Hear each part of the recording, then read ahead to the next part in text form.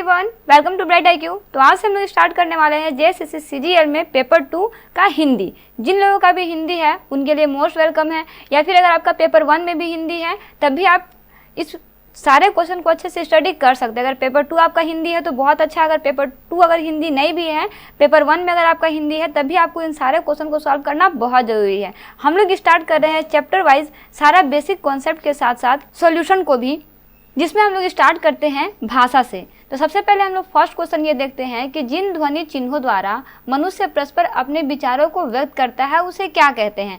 आपके पास ऑप्शन में दिया हुआ है लिपि कहते हैं, बोली कहते हैं, मात्रा कहते हैं या फिर भाषा कहते हैं। तो जी हाँ, जिन ध्वनि चिन्हों द्वारा मनुष्य परस्पर अपने विचारों को व्यक्त करता है उसे क्या बोलते हैं, भाषा बोलते हैं। नेक्स्ट क्वेश्चन है कि भाषा के कितने भेद होते हैं। बहुत सिंपल क्वेश्चन है। 1 भेद होता है, 2 भेद होता है, 3 भेद या फिर 4 भेद होता है। तो जी हाँ, भाषा के कितने भेद होते हैं, टोटल 3 भेद होते हैं। नेक्स्ट समझ देखते हैं कि कौन कौन से भेद होते हैं। तो देखिए, भाषा के 3 रूप क्या होते हैं, यानी कि 3 रूप तो होते हैं लेकिन कौन कौन से होते हैं। ऑप्शन में दिया हुआ है मौखिक, लिखित या फिर एक भाषा होता है, मौखिक अन्य या फिर सांकेतिक भाषा होता है, या फिर दृश्य भाषा, मौखिक भाषा, लिखित भाषा होता है। नहीं, कौन सा भाषा होता है, मौखिक भाषा होता है, लिखित भाषा होता है और सांकेतिक भाषा होता है, जिसमें हम लोग इशारे में एक दूसरे से बात करते हैं। इस तरह से आपका टोटल भाषा के कितने रूप होते हैं, 3 रूप होते हैं। कौन कौन से होते हैं, मौखिक, लिखित और सांकेतिक। नेक्स्ट क्वेश्चन है आपका कि भाषा है मतलब भाषा क्या है, किस तरह का है। एक उत्तराधिकारी से प्राप्त संपत्ति है, अर्जित संपत्ति है, ईश्वर प्रदत्त है या फिर सहजात योग्यता है। तो देखिए, भाषा जो है ना वो हमारा अर्जित संपत्ति है। नेक्स्ट क्वेश्चन है आपका कि लिखित भाषा में विचारों को कैसे व्यक्त किया जाता है। बहुत सिंपल सा क्वेश्चन है, बिल्कुल सा, बोलकर, लिखकर, सुनकर या फिर संकेत से। तो जी हाँ, लिखित भाषा के विचारों को कैसे व्यक्त किया जाता है, लिखकर व्यक्त किया जाता है। नेक्स्ट क्वेश्चन है कि हिंदी को विकास प्रदान करने वाली भाषा कौन सी है। सोच समझ के इसका आंसर दीजिएगा ना। आपके पास ऑप्शन में दिया हुआ है संस्कृत है, प्राकृत है, पाली है या फिर अभ्रंश है। तो जी हाँ, इसका करेक्ट आंसर क्या हो जाएगा, अभ्रंश है, जो हिंदी का विकास प्रदान करने वाला एकमात्र भाषा है। अगर हम लोग बात करते हैं अभ्रंश की ना, तो अभ्रंश से आपका पश्चिमी हिंदी, राजस्थानी, गुजराती नामक आधुनिक भारतीय आर्य भाषा का जन्म और विकास भी इसी से हुआ है। तो ये आपको याद रखना है। वहीं नेक्स्ट क्वेश्चन है आपका कि आधुनिक भाषा विज्ञान का जनक है कौन है। आधुनिक भाषा विज्ञान का जनक ऑप्शन में दिया हुआ है ग्लीसन है, ब्लूमफील्ड है, सोस्यूर है या फिर जेस्पर्सन है। तो जी हाँ, इसका करेक्ट आंसर क्या हो जाएगा कि आधुनिक भाषा विज्ञान का जनक जो है वो आपका सोस्यूर है ना। तो ये आपको याद रखना है। नेक्स्ट क्वेश्चन है आपका वहीं पे कि भारतवर्ष के लिए हिंदी भाषा का नाम सबसे पहले किसने सुझाया था। ऑप्शन में दिया हुआ है रविंद्रनाथ टैगोर ने, महात्मा गांधी ने, राजा राम मोहन राय ने या फिर मदन मोहन मालवीय ने। तो जी हाँ, इसका नाम कौन सुझाया था सबसे पहले, तो वो व्यक्ति थे आपके राजा Ram Mohan Roy. Option question next आपके पास है कि भाषा संबंधित भूल को क्या कहा जाता है। आपके पास ऑप्शन में दिया हुआ है पाप कहा जाता है, अपराध कहा जाता है, दोष या फिर त्रुटि कहा जाता है। तो भाषा संबंधित आपके अगर कोई भी भूल हो जाता है, कोई आपसे गलती होता है तो उसे क्या बोलते हैं, त्रुटि बोलते हैं। नेक्स्ट क्वेश्चन है कि कौन सी हिंदी की उपभाषा नहीं है। उपभाषा है नहीं, पूछा है, नहीं है। पूर्वी हिंदी, पश्चिमी हिंदी, मराठी या फिर राजस्थानी। गेस कीजिए इसका करेक्ट आंसर। तो जी हाँ, इसका करेक्ट आंसर आपका क्या हो जाएगा कि वो भाषा आपका है मराठी, जो कि हिंदी की उपभाषा नहीं है। बाकी पूर्वी हिंदी, पश्चिमी हिंदी, राजस्थानी आपके भारत की हिंदी की उपभाषा है। चलिए नेक्स्ट क्वेश्चन देखते हैं। नेक्स्ट क्वेश्चन है आपका कि सही विकल्प चुनिए। किसमें सही विकल्प चुनना है, तो भाषा अस्थायी होता है। किसमें अस्थायी होता है, हिंदी है, मौखिक है, लिखित है या फिर सांकेतिक में, किसमें अस्थायी होता है। तो जी हाँ, भाषा जो अस्थायी होता है वो आपका मौखिक में जो है वो भाषा अस्थायी होता है। वहीं अगर हम लोग नेक्स्ट क्वेश्चन देखते हैं जो है आपका कि मुस्लिम शासकों के समय भारत में न्यायालयों का भाषा कौन सी थी।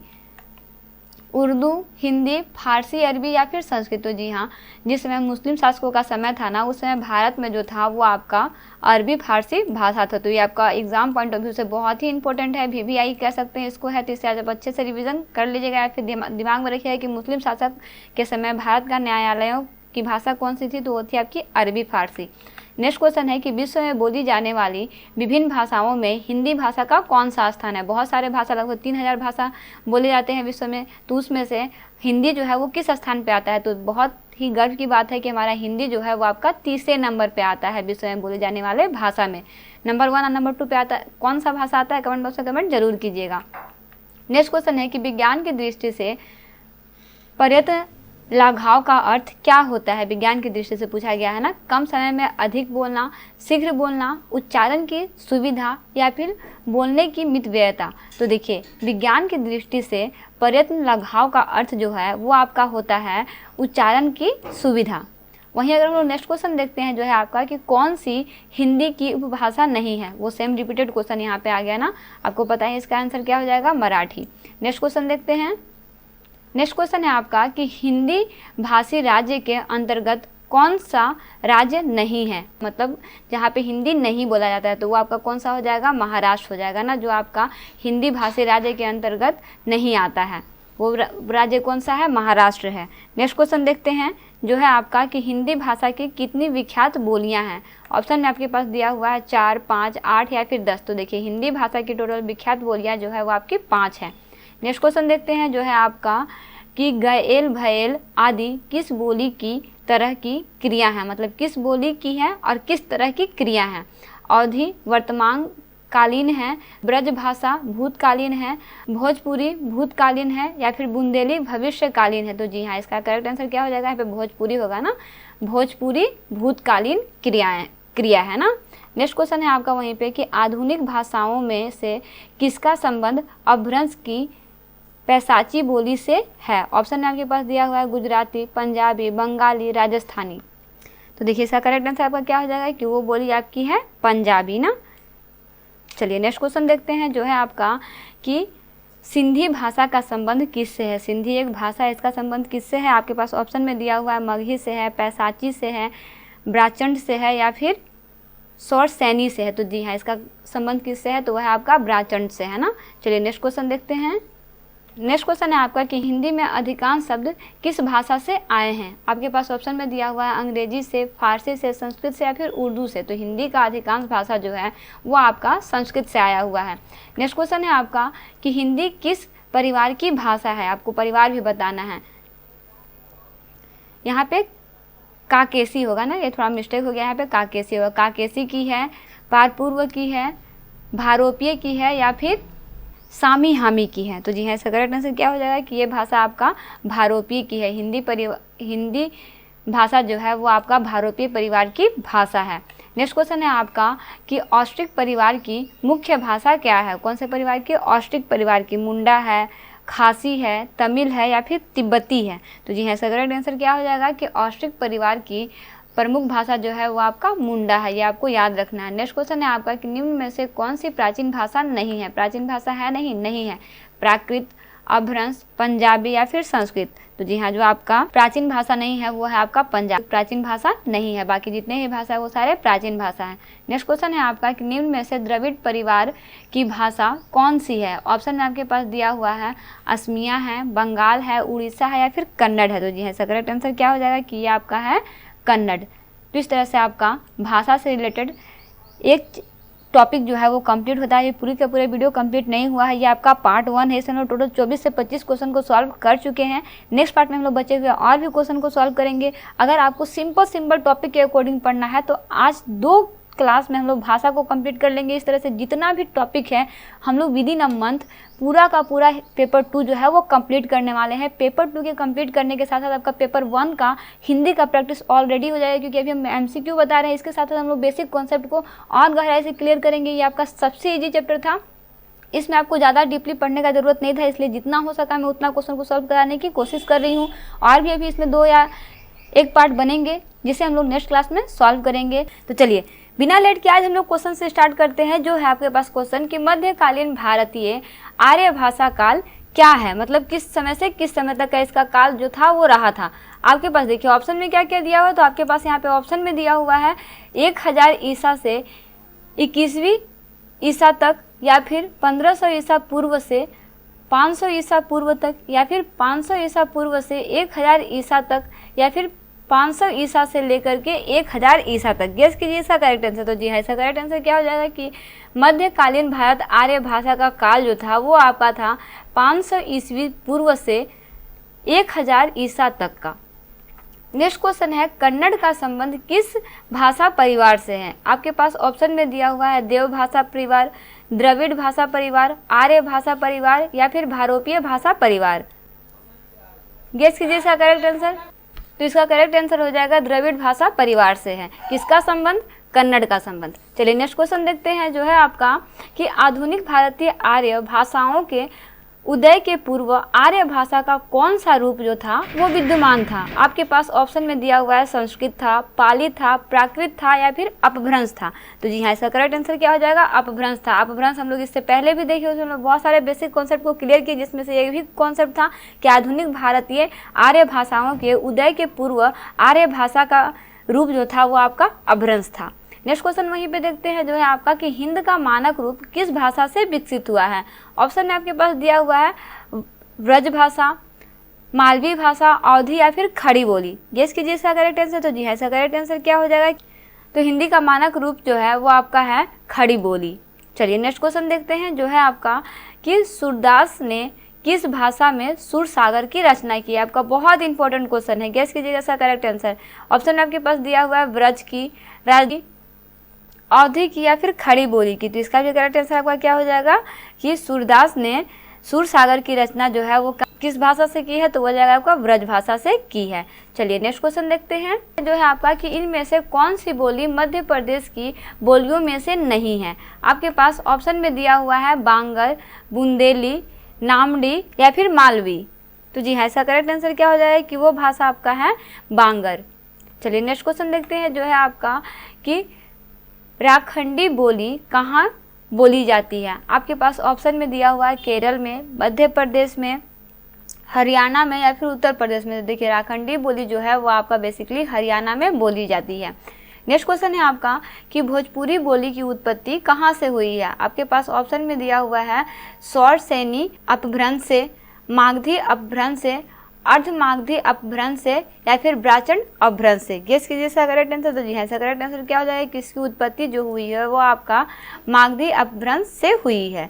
चलिए नेक्स्ट क्वेश्चन देखते हैं जो है आपका कि हिंदी भाषा की उत्पत्ति हुई है। हिंदी भाषा की उत्पत्ति कहाँ से हुई है? ऑप्शन में दिया हुआ है वैदिक संस्कृत से, लौकिक संस्कृत से, सौरसेनी अपभ्रंश से या फिर प्राकृत से। तो जी है, इसका करेक्ट आंसर क्या हो जाएगा कि हिंदी भाषा की उत्पत्ति जो हुई है वो आपका हुई है सौरसेनी अपभ्रंश से। देखिए ये दोनों क्वेश्चन आपका एग्जाम पॉइंट ऑफ व्यू से बहुत ही इंपॉर्टेंट है। इस तरह के क्वेश्चन आपके एग्जाम में आ सकते हैं, तो इस तरह के क्वेश्चन को आप अच्छे से रिविजन कीजिएगा। चलिए नेक्स्ट क्वेश्चन है आपका कि हिंदी भाषा की मूल उत्पत्ति किससे मानी जाती है? ऑप्शन में आपके पास दिया हुआ है अर्धमागधी अपभ्रंश को, मागधी अपभ्रंश को, खस अपभ्रंश को या फिर सौरसेनी अपभ्रंश को। गेस कीजिए इसका करेक्ट आंसर। तो इसका भी करेक्ट आंसर आपका क्या हो जाएगा? सौरसेनी अपभ्रंश को। ये तीनों क्वेश्चन आपका बहुत इंपॉर्टेंट है एंड रिलेवेंट है, तो इन तीनों क्वेश्चन को आप अच्छे से रिवीजन कर लीजिएगा। ये आपका एग्जाम पॉइंट ऑफ व्यू से बहुत ही इंपॉर्टेंट है। चलिए वही नेक्स्ट क्वेश्चन हम लोग देखते हैं जो है आपका कि खड़ी बोली हिंदी का विकास किस भाषा से हुआ है? ऑप्शन में दिया हुआ है ब्रज भाषा से, दाखिनी हिंदी से, अवधी से या फिर अपभ्रंश से। तो इसका करेक्ट आंसर क्या हो जाएगा कि खड़ी बोली हिंदी का विकास जो है वो आपका अपभ्रंश से हुआ है। ये बहुत बार आपको टॉपिक देखने को मिला है। इस तरह के टॉपिक को आपको याद रखना है जिसमें आप अपभ्रंश बेसिकली पढ़े हैं। चलिए वही नेक्स्ट क्वेश्चन की बात करते हैं। नेक्स्ट क्वेश्चन है आपका कि खड़ी बोली हिंदी की उत्पत्ति हुई है। ऑप्शन में आपके पास दिया हुआ है मागधी अपभ्रंश, अर्धमागधी अपभ्रंश, सौरसेनी अपभ्रंश या फिर पैसाची अपभ्रंश। तो जी हाँ, इसका करेक्ट आंसर क्या हो जाएगा? सौरसेनी अपभ्रंश से जो है वो खड़ी बोली हिंदी की उत्पत्ति हुई है। इस तरह का क्वेश्चन बहुत ध्यान से आपको करने का जरूरत है, मैं बार बार बोल रही हूँ ना, इसे याद रखिएगा। नेक्स्ट क्वेश्चन है आपके पास कि धपद गायन का संबंध किस भाषा से है? आपके पास ऑप्शन में दिया हुआ है ब्रज भाषा से, राज से, खड़ी बोली से या फिर अवधी से। तो देखिए धपद गायन का संबंध जो है वो आपका व्रज भाषा से है। वहीं अगर हम नेक्स्ट क्वेश्चन देखते हैं जो है आपका कि खड़ी बोली व ब्रज भाषा किस भाषा के अंतर्गत आती है? आपके पास ऑप्शन में दिया हुआ है पूर्वी हिंदी के अंतर्गत, राजस्थानी हिंदी के अंतर्गत, पहाड़ी के अंतर्गत या फिर पश्चिमी हिंदी के अंतर्गत। तो जी हाँ, इसका करेक्ट आंसर क्या हो जाएगा कि आपकी आती है पश्चिमी हिंदी के अंतर्गत। नेक्स्ट क्वेश्चन है आपके पास कि ब्रज भाषा है मतलब कैसा भाषा है, क्या है? आपके पास ऑप्शन में दिया हुआ है पूर्वी हिंदी का, पहाड़ी हिंदी का, पश्चिमी हिंदी का या फिर बिहारी हिंदी का। तो ये आपका भाषा ब्रज भाषा जो है वो आपका है पश्चिमी हिंदी का। अभी हम लोग जस्ट देखे हैं यहाँ पे कि खड़ी बोली व ब्रज भाषा किस भाषा के अंतर्गत आती है? तो पश्चिमी हिंदी के अंतर्गत आती है। इससे सर करेक्ट आंसर क्या हो जाएगा? सॉरी ये गलत टिक लग गया ना, पश्चिमी हिंदी हो जाएगा। ठीक है, तो इसे आपको याद रखना है। चलिए नेक्स्ट क्वेश्चन देखते हैं जो है आपका कि ब्रज भाषा का क्षेत्र कौन सा नहीं है? नहीं पूछा है, कौन सा नहीं है? ऑप्शन में आपके पास दिया हुआ है मथुरा, धौलापुर, सरगुजा या फिर आगरा। तो देखिए ब्रज भाषा का क्षेत्र जो है वो आपका सरगुजा जो है वो नहीं है। चलिए नेक्स्ट क्वेश्चन देखते हैं जो है आपका कि झांसी, जालौन, हमीरपुर में कौन सी बोली बोली जाती है। मतलब कहने का मतलब है कि इन तीनों जगहों पे एक ही बोली बोली जाती है ना। ऑप्शन में आपके पास दिया हुआ है कि बुंदेली, कन्नौजी, ब्रजभाषा या फिर मालवी। तो जी हाँ, इन तीनों जगहों पर जो भाषा बोली जाती है ना वो है आपका बुंदेली। बुंदेली ऐसा भाषा है जो आपका झांसी में भी बोला जाता है, जालौन में भी बोला जाता है और हमीरपुर में भी बोली जाती है। चलिए नेक्स्ट क्वेश्चन देखते हैं।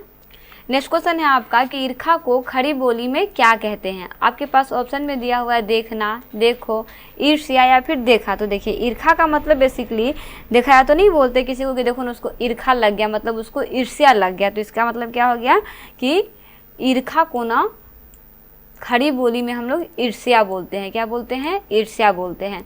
नेक्स्ट क्वेश्चन है आपका कि औचट को खड़ी बोली में क्या कहते हैं। औचट को ना आपके पास ऑप्शन में दिया हुआ है कमज़ोर, बहुत धीमी, बहुत सस्ता या फिर जोरदार। तो देखिए औचट को जो है ना वो खड़ी बोली में जोरदार बोला जाता है। क्या बोला जाता है? जोरदार। नेक्स्ट क्वेश्चन देखते हैं जो है आपका कि मध्यकालीन अरबी और फारसी साहित्य में भारत की भाषाओं के लिए किस शब्द का प्रयोग मिलता है। ऑप्शन में आपके पास दिया हुआ है रेख्ता का, जबान ए हिंद का, दूहा का या फिर हिंदी का। तो जी हाँ, इसका करेक्ट आंसर क्या हो जाएगा? जबान ए हिंद का जो है वो यहाँ पे शब्द का प्रयोग मिलता है। चलिए वही नेक्स्ट क्वेश्चन देखते हैं जो है आपका कि खालिक बारी किसकी रचना है। किसकी बात हो रही है? खालिक बारी की किसकी रचना है? खालिक खलक की, अमीर खुसरो की, रहीम की या फिर अकबर की। तो जी हाँ, इसका करेक्ट आंसर क्या हो जाएगा कि ये रचना जो है वो आपका अमीर खुसरो की है। चलिए वही नेक्स्ट क्वेश्चन देखते हैं जो है आपका कि हिंद के उद्भव का सही क्रम क्या है। ऑप्शन आपके पास दिया हुआ है पाली, संस्कृत, अपभ्रंश, अवहट या फिर प्राकृतिक पाली अवहट अपभ्रंश या फिर अपभ्रंश प्राकृतिक पाली अपभ्रंश या फिर अवहट प्राकृत पाली या फिर अपभ्रंश। तो देखिए सबसे पहले आपको ना ये जानने के लिए आपको ये जानना बहुत ज़रूरी है कि हिंदी का सबसे प्रथम भाषा कौन सा है। तभी आप प्रथम अद्वितीय दो भाषा जान जाइएगा तो आपको इसको क्रम में अरेंज करने में बिल्कुल भी परेशानी नहीं होगा। तो अगर हम लोग पहली भाषा की बात करते हैं तो पहली भाषा आपका है पाली। दूसरा कौन सा है? दूसरा है आपका प्राकृत। तो देखिए जाहिर सी बात है कि यहाँ पे पाली प्राकृत साथ में दिया हुआ, यहाँ पे भी पाली प्राकृत है, लेकिन पहले क्या है? पहले प्राकृत है उसके बाद में पाली है। लेकिन पहले कौन सी भाषा का उद्भव हुआ है? तो वह है आपका पाली का, पाली के बाद प्राकृत का। तो चार ऑप्शन दिया हो तो जाहिर सी बात है कि इसका करेक्ट आंसर क्या हो जाएगा? ऑप्शन ए हो जाएगा। चलिए वही नेक्स्ट क्वेश्चन देखते हैं जो है आपका कि अपभ्रंश को पुरानी हिंदी किसने कहा। ऑप्शन आपके पास दिया हुआ है ग्रियर्सन ने, श्याम सुंदर दस ने, चंद्रधार शर्मा गुलरी ने या फिर भारतेंदु ने। तो जी हाँ, इसका करेक्ट आंसर क्या हो जाएगा कि वो व्यक्ति थे आपके चंद्रधार शर्मा गुलरी। ठीक है, तो ये आपको याद रखना है। नेक्स्ट क्वेश्चन है वहीं आपके पास कि साहित्य अपभ्रंश को पुरानी हिंदी किसने कहा था। आपके पास ऑप्शन में दिया हुआ है आचार्य रामचंद्र शुक्ल को, हजारी प्रसाद द्विवेदी को या फिर शिवसिंह सेंगर को या फिर राहुल सांस्कृत्यायन को। गेस कीजिए इसका करेक्ट आंसर। तो जी हाँ, इसका करेक्ट आंसर क्या हो जाएगा कि वो थे आपके आचार्य रामचंद्र शुक्ल को। ठीक है, तो इन्हें साहित्य अपभ्रंश को पुरानी हिंदी कहा जाता है। तो ये आपको याद रखना है कि साहित्य अपभ्रंश को पुरानी हिंदी किसने कहा था। तो वो थे आपके आचार्य रामचंद्र शुक्ल। नेक्स्ट क्वेश्चन है आपका कि अपभ्रंश की उत्तरकालीन अवस्था का नाम क्या है। ऑप्शन आपके पास दिया हुआ है पाली, प्राकृत, संस्कृत या फिर अवहट। तो जी है, इसका करेक्ट आंसर क्या हो जाएगा कि वो अपभ्रंश की उत्तरकालीन अवस्था जो है वो है आपका अवहट। नेक्स्ट क्वेश्चन है आपका कि सौर सैनी अपभ्रंश से किस उपभाषा का विकास हुआ है। ऑप्शन आपके पास दिया हुआ है बिहारी, राजस्थानी, बांग्ला या फिर पंजाबी का। तो जी हाँ, इसका करेक्ट आंसर क्या हो जाएगा कि सौर सैनी अपभ्रंश से किस उपभाषा का विकास हुआ है। तो वो भाषा है आपका राजस्थानी का। ठीक है, चलिए वही नेक्स्ट क्वेश्चन देखते हैं जो है आपका कि अपभ्रंश और पुरानी हिंदी के मध्य का समय कहा जाता है। मतलब क्या चीज़ का समय कहा जाता है। उत्कर्षण काल का समय कहा जाता है, संक्रांति काल का समय कहा जाता है, अवसान काल का समय कहा जाता है, फिर प्राकृत काल का संबंध कहा जाता है। तो जी हाँ, अपभ्रंश और पुरानी हिंदी के मध्य का समय जो है वो आपका कहलाता है संक्रांति काल कहलाता है। क्या कहलाता है? तो वो आपका कहलाता है संक्रांति काल, तो ये आपको याद रखना है। वहीं अगर हम नेक्स्ट इस पार्ट का लास्ट क्वेश्चन देखते हैं जो है आपका कि खड़ी बोली हिंदी में सर्वप्रथम रचना करने वाले कवि का नाम क्या है। आपके पास ऑप्शन में दिया हुआ है जायसी, अमीर खुसरो, विद्यापति या फिर भारतेंदु। तो जी हाँ, इसका करेक्ट आंसर क्या हो जाएगा कि वो व्यक्ति हैं आपके जायसी। कौन व्यक्ति हैं? वो आपके जायसी हैं, जिन्होंने खड़ी बोली हिंदी में सर्वप्रथम रचना करने वाले कवि माने जाते हैं। ठीक है, तो इस तरह से आपका पार्ट 2 जो है वो भाषा का कंप्लीट होता है। इसमें एक पार्ट और बचे हुए हैं, इसे हम लोग डिटेल्स में स्टडी करेंगे। ये सारा आपका एग्जाम पॉइंट ऑफ व्यू से बहुत ही इंपॉर्टेंट है, खासकर भी जितना भी हम लोग अपभ्रंश वाले क्वेश्चन पढ़े हैं ना, सारे अपभ्रंश वाले क्वेश्चन को आप अच्छे से रिविजन कर लीजिएगा। 100 में 99% चांस है कि उसमें से एक ना एक क्वेश्चन आपका एग्जाम में जरूर आएगा। तो कोई भी प्रॉब्लम हो तो कमेंट बॉक्स में कमेंट कर सकते हैं। बाकी चीज़ों के लिए मैं आपको कंटिन्यू इन सारे चैप्टर को मैं 15 से 20 दिन में टोटल का टोटल हिंदी पेपर 2 का टोटल सिलेबस जो है वो कंप्लीट कर दूंगी 15 से 20 दिन में। तो आप अच्छे से तैयार रहिए, हम लोग मिल करके इस एग्ज़ाम को क्रैक करेंगे। अभी हम लोग झारखंड के बारे में स्टडी कर रहे हैं, जो आपका उड़ान बुक्स है उसमें भी हम लोग बहुत सारे MCQ प्लस बेसिक कॉन्सेप्ट के साथ उसको स्टडी कर रहे हैं, जिसका लिंक डिस्क्रिप्शन बॉक्स में दिया हुआ है। वहाँ से हम संपूर्ण वीडियो को अच्छे से स्टडी कर सकते हैं। तो चलिए हम लोग स्टार्ट करते हैं क्वेश्चन से, जो है आपका अपभ्रंश को प्राकृतभाष हिंदी किसने कहा। प्राकृतभाष हिंदी किसने कहा ये बताना है। ऑप्शन में दिया हुआ है चंद्रधर शर्मा गुलेरी ने, या फिर राहुल संस्कृतयायन ने, या फिर रामचंद्र शुक्ल ने, या फिर हजारी प्रसाद द्विवेदी ने। गेस कीजिए इसका करेक्ट आंसर। तो जी हाँ, आपका इसका करेक्ट आंसर हो जाएगा कि अपभ्रंश को प्राकृतभाष हिंदी जो है वो आपका रामचंद्र शुक्ल ने कहा था। नेक्स्ट क्वेश्चन है आपका कि पंजाबी का विकास अपभ्रंश के किस रूप में हुआ है। आपके पास ऑप्शन में दिया हुआ है महाराष्ट्र के रूप में, मगध के रूप में, ब्राचंड के रूप में, या फिर पैसाची के रूप में। तो देखिए, पंजाबी का विकास अपभ्रंश के पैसाची रूप में हुआ है, ये आपको याद रखना है। नेक्स्ट क्वेश्चन है आपका कि बिहारी, बांग्ला, उड़िया या फिर असमिया भाषाओं का उद्भव किस अपभ्रंश से हुआ है। अपभ्रंश मैं आपको बहुत अच्छे से बताई हूँ, जिसका लिंक डिस्क्रिप्शन बॉक्स में दिया हुआ है। पार्ट 1 में हम लोग बहुत अच्छे से इसके बारे में स्टडी किया है, तो उस वीडियो को आप जाके जरूर देखिएगा। ऑप्शन में दिया हुआ है मागधी, अर्धमागधी, पैसाची या फिर सौरसेनी। तो जी हाँ, इसका करेक्ट आंसर क्या हो जाएगा? मागधी। कि बिहारी, बांग्ला, उड़िया और असमिया भाषा का उद्भव जो है वो आपका मागधी अपभ्रंश से हुआ है। नेक्स्ट क्वेश्चन है आपका कि अर्धमागधी अपभ्रंश से किसका विकास हुआ है। ऑप्शन में आपके पास दिया हुआ है पश्चिमी हिंदी की, मराठी की, पूर्वी हिंदी की या फिर गुजराती की। तो देखिए, आपका अर्धमागधी अपभ्रंश से जो है ना वो आपका गुजराती का विकास हुआ है। नेक्स्ट क्वेश्चन है आपका कि सौरसेनी अपभ्रंश से उत्पन्न भाषाएं कौन सी है। ऑप्शन में दिया हुआ है ब्रज भाषा, अवधी, कुमाऊनी और गढ़वाली, या फिर लंघदा, पंजाबी, गुजराती और मराठी, या फिर पश्चिमी हिंदी, राजस्थानी, पहाड़ी या फिर गुजराती सी, या फिर बिहारी, बांग्ला, उड़िया या और आसामिया। तो जी हाँ, इसका करेक्ट आंसर क्या हो जाएगा कि सौरसेनी अपभ्रंश से उत्पन्न भाषाएं जो है वो आपके हैं बिहारी, बांग्ला, उड़िया और आसामिया। नेक्स्ट क्वेश्चन है आपका कि सिंधी भाषा का उद्भव हुआ है। सिंधी भाषा का उद्भव कहाँ से हुआ है। ऑप्शन में दिया हुआ है ब्राचंड अपभ्रंश से, मागधी अपभ्रंश से, पैसाची अपभ्रंश से या फिर सौरसेनी अपभ्रंश से। तो देखिए, इसका उद्भव जो है वो आपका हुआ है ब्राचंड अपभ्रंश से। किसका? सिंधी भाषा का। नेक्स्ट क्वेश्चन है अवधी का उद्भव किस अपभ्रंश से हुआ है। देखिए, उद्भव वाला क्वेश्चन आपका बहुत ही इंपॉर्टेंट है, इसे आप अच्छे से रिवीजन कर लीजिएगा। ऑप्शन में दिया हुआ है सौरसेनी, पैसाची, मागधी या फिर अर्धमागधी। तो जी हाँ, इसका करेक्ट आंसर क्या हो जाएगा?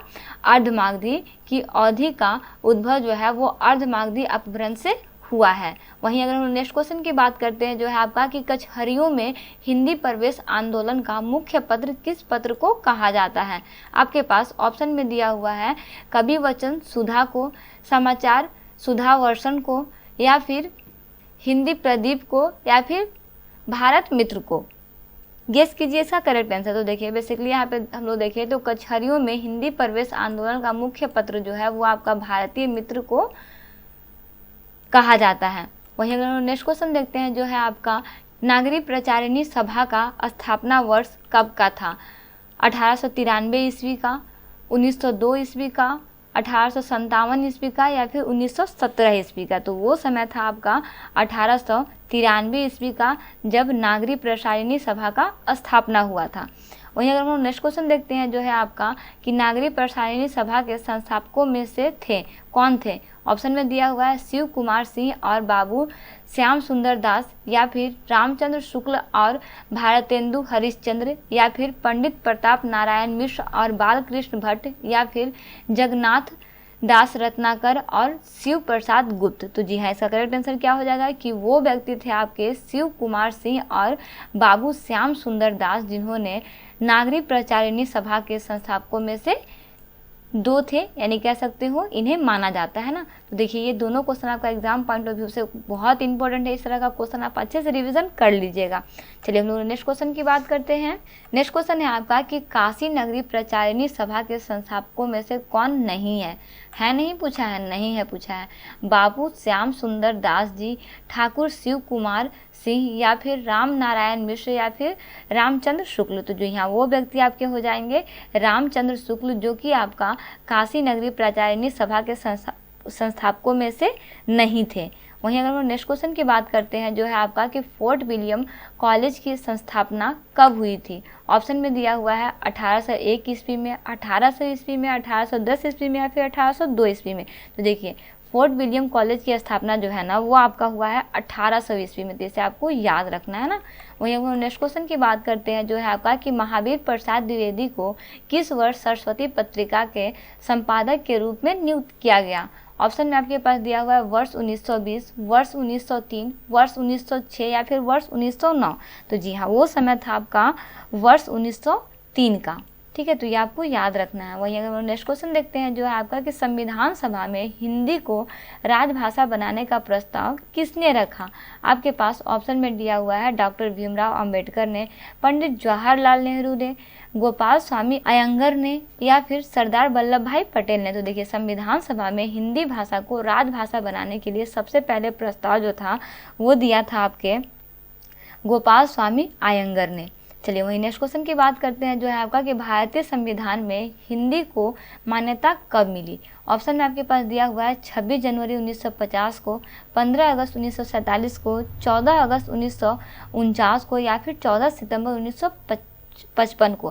तो देखिए भारतीय संविधान में हिंदी को मान्यता जो है वो आपका मिला 14 सितंबर 1949 को। ये आपको याद रखना है, बहुत इंपॉर्टेंट क्वेश्चन है ना। चलिए नेक्स्ट क्वेश्चन देखते हैं। नेक्स्ट क्वेश्चन है आपका कि भारतवर्ष के लिए हिंदी भाषा का नाम सबसे पहले किसने सुझाया? बहुत इंपॉर्टेंट क्वेश्चन है। ऑप्शन में दिया हुआ है राजा राम मोहन राय ने, महात्मा गांधी ने, रविंद्रनाथ टैगोर ने, या फिर मदन मोहन मालवीय ने। तो जी हाँ, इसका करेक्ट आंसर क्या हो जाएगा कि वो व्यक्ति थे आपके मदन मोहन मालवीय, जिन्होंने भारतवर्ष के लिए हिंदी भाषा का नाम जो है वो सबसे पहले सुझाया था। नेक्स्ट क्वेश्चन है आपका कि भारतीय भाषाओं को भारतीय संविधान की किस अनुसूची में शामिल किया गया है?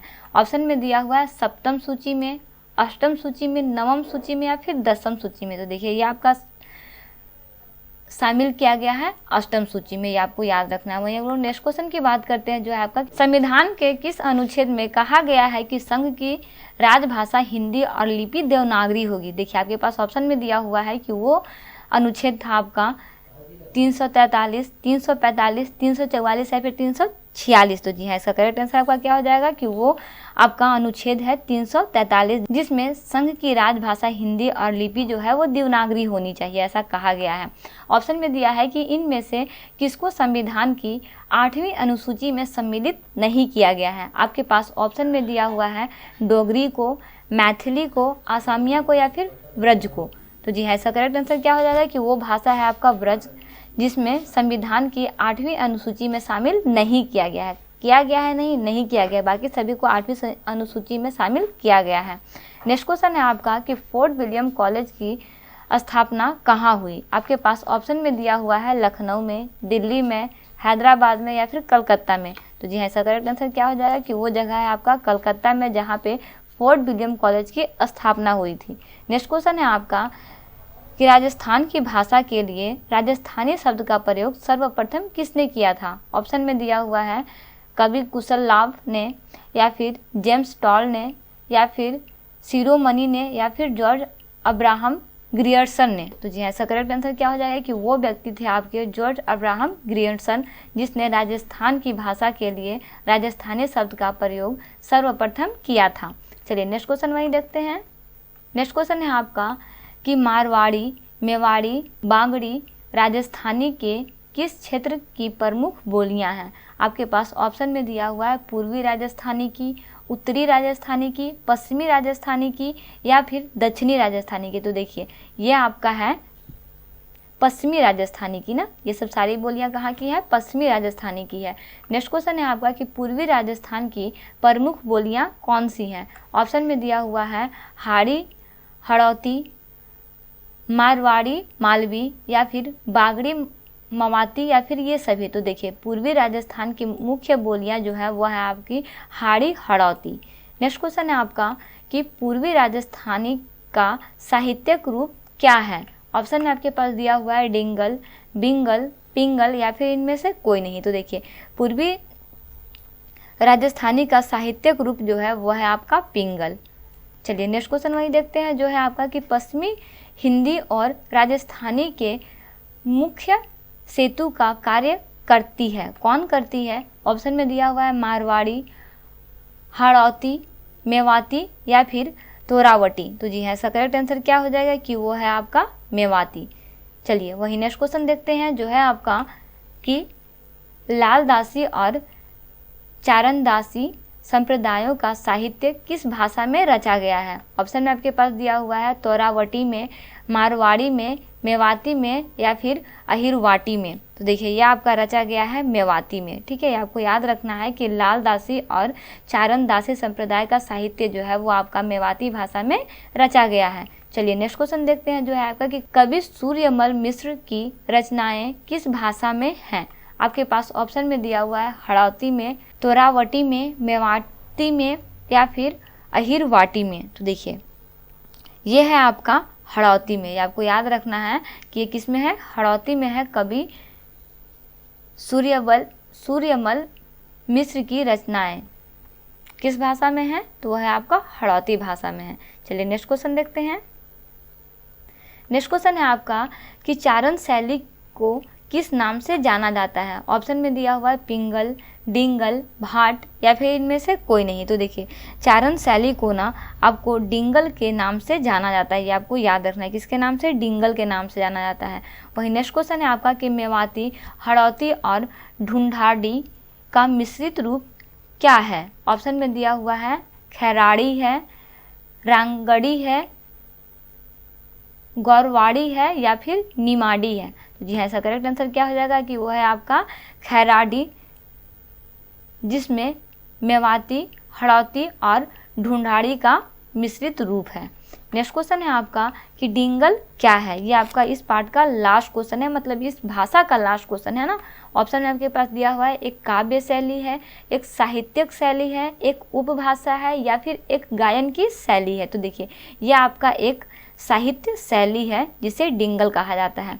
तो इस तरह से आपका शिवांगन पब्लिकेशन का चैप्टर 1 जो हम लोग लिए थे भाषा पूरी तरह से ख़त्म होता है। अभी हम लोग भाषा से लगभग 85 से 90 क्वेश्चन को सॉल्व कर चुके हैं, जिसका लिंक डिस्क्रिप्शन बॉक्स में दिया हुआ है। पार्ट 1 पार्ट 2 हम लोग जो पढ़े हैं उसका लिंक डिस्क्रिप्शन बॉक्स में दिया हुआ है। यह आपका पार्ट 3 था। इसके साथ आपका भाषा जो है वो पूरी तरह से कंप्लीट होता है। अगर आप इन सारे क्वेश्चन को अच्छे से प्रैक्टिस कर लेते हैं तो आई श्योर कि आप मैक्सिमम मार्क्स जो है इससे स्कोर कर सकते हैं और आपका भाषा से इससे ज़्यादा क्वेश्चन नहीं पूछा जाएगा। अभी तक हम लोग 80-90 क्वेश्चन को सॉल्व किए हैं। भाषा एक बहुत ही छोटा सा चैप्टर है जिससे मुश्किल से 1 या 2 क्वेश्चन एग्जाम में आते हैं। तो अगर आप इसको अच्छे से प्रैक्टिस कीजिएगा तो आई श्योर कि आपका 100% चांस है कि क्वेश्चन मैच करेगा। तो इसे आप अच्छे से रिवीजन कर लीजिएगा। अगर तो मिलते हैं नेक्स्ट वीडियो में एक इंपॉर्टेंट टॉपिक के साथ। Thanks for watching, like share and subscribe bright IQ।